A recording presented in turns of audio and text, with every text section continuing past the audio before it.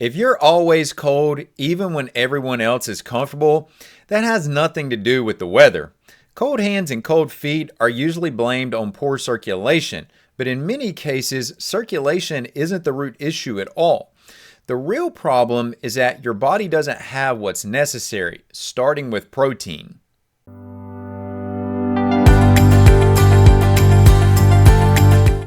If you're someone who's always reaching for a jacket or rubbing your hands together to try to keep them warm or feeling chilled when everyone around you seems perfectly fine, guys, I made this video for you. And if you've been told that it's just circulation or it's just your hormones or just how your body is now if you're at a particular age, then you must stay with me for the next few minutes. Feeling cold, it's not random. It's not a personality trait that you have, and in many cases, it's not something you have to live with. So today, I'm going to be showing you how something as simple and often overlooked as adequate protein intake plays a direct role in heat production, thyroid function, and metabolic signaling. And once you understand that connection, the symptoms that you've been experiencing start to make sense, and more importantly, they become fixable. Feeling cold, that's not about the environment that you're in, whether you're inside or outside. It's about your body's ability to produce heat. Your body generates heat, and that process, it's driven by your metabolism, your hormones, and your nervous system signaling. And protein sits at the center of all three. Heat is a byproduct of your metabolic activity. So when you look at something like digestion, it takes energy to digest, but that energy production is going to create heat. What about the thyroid? The thyroid governs your metabolic rate, speeding it up, slowing it down, and then also having chemical signals that are going to promote fat burning, but again, an energetic process that is producing heat. And this is where the nutrition comes in, because protein, it's going to support all of these. If you have low protein, this can be something that is present even if you have what you may consider a clean diet. I kind of chuckle at that term oftentimes, because what is a clean diet defined by, right? One clean diet for one person may not be a clean diet for the next person. And how do you know one person's diet is optimal for you? You don't. We have to use the feedback that our body gives us. And this isn't just about losing muscle or strength to determine if you have enough protein intake. It's much bigger than that. Because what's happening here is that with insufficient protein, you're losing metabolic heat production. And that could show up as being cold long before fatigue or weakness sets in. I notice that just personally when I've had periods of fasting for 2-3 days, something of that nature, that I notice that I am less tolerant to cold when I'm doing that. And that's an illustration that my metabolic activity has declined. Now, in regards to how does protein support this overall heat production? Well, let's talk about how that happens. Protein increases thermogenic activity. This is the primary mechanism. That's simply stated as protein is going to increase the thermal rate, the heat production rate. Protein has the highest thermic effect or heat producing effect of any macronutrient. 20 to 30% of your protein calories are released as heat. That's a significant amount. And carbohydrates produce less than this, and fats produce almost no thermic effect. So if your meals are low in protein, your body literally produces less heat after you're eating. So this is that thermic effect, thermic activation that we're talking about there. And this is why many individuals begin to feel colder on a lighter protein meal, even when the calories look like they're adequate. If you think about this in the summer versus in the winter months, so cooler versus warmer months, this is also why you tend to lean more towards produce in the warmer months, because you don't have the same thermic effect from that. Whereas in the cooler months, we have a natural tendency to lean more towards protein-based meals because they do increase that thermic activity. Well, you can harness that benefit year-round. Now, it may have caught some of your attention earlier when I mentioned thyroid, and protein enables normal thyroid production. In fact, protein is required for just simply your thyroid hormone to be produced. It's the base building block. One of the amino acids, specifically L-tyrosine, coming from protein in the diet, is used to build your thyroid hormone. But that protein is also used to build the transport proteins that move thyroid hormone around throughout the body.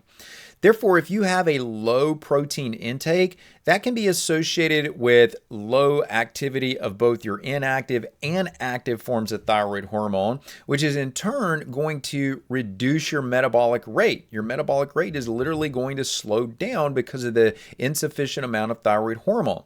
That's going to appear to you as cold intolerance. And this can happen even when someone has normal levels of thyroid nutrients like iodine, selenium, zinc, vitamin D, vitamin A, even iron. But what's interesting about these is that those nutrients are also predominantly more heavily things like iron, selenium, and zinc. Protein, especially animal-based protein, are excellent sources of those minerals. So the likelihood is that if you have low protein intake, you probably don't have good levels of those minerals or of the base building block for your thyroid hormone. And this isn't, look at this beyond thinking, oh, I have a thyroid disease or thyroid dysfunction. No, this is simply a substrate availability issue. You do not have the basic raw material that you need to build thyroid hormone. And when you don't have those raw materials, you don't have metabolic heat either. If this video is giving you hope for overcoming daily chills and you're finding this information helpful, well, go ahead and take a second and hit that like and subscribe button. It helps more people find information that explains how to support their body. And you might as well leave a comment down below while you're here and tell us what you've previously tried to reduce that unpleasant cold feeling that you've been experiencing. If you're new around here, allow me to introduce myself. I'm Dr. Arland Hill. I'm a clinician and I'm a rancher. And that allows me to see both sides, the physiology and the food. And that viewpoint is going to help you stop chasing symptoms and get to the root cause. The metabolic heat produced from protein and the support for the thyroid, well, those aren't the only two mechanisms by which protein increases the metabolic heat production. It also has an influence over your neurotransmitters or your neurochemicals. Protein provides tyrosine. Tyrosine is also what helps build that thyroid hormone, but tyrosine is equally the precursor for things like dopamine, norepinephrine, epinephrine. You may also know these as noradrenaline and adrenaline. The point is that these are called catecholamines, and they're chemicals within the body that are necessary to mobilize energy production. They also help set the metabolic rate, and wouldn't you know it, they're going to provide thermal regulation or heat regulation.